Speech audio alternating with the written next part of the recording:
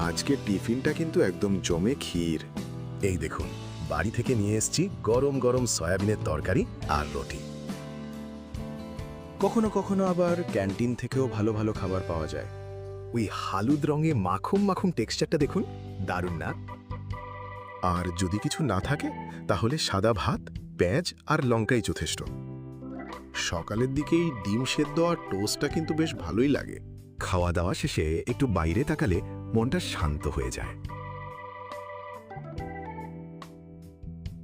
আজকে টিফিনটা কিন্তু একদম জমে ক্ষীর।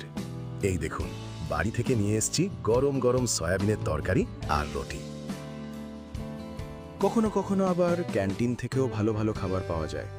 ওই হলুদ রঙে মাখুম মাখুম টেক্সচারটা দেখুন, দারুণ না? আর যদি কিছু না থাকে তাহলে সাদা ভাত, পেঁয়াজ আর লঙ্কাই যথেষ্ট। সকালের দিকেই ডিম সেদ্ধ আর টোস্টটা কিন্তু বেশ ভালোই লাগে। খাওয়া দাওয়া শেষে একটু বাইরে তাকালে মনটা শান্ত হয়ে যায়।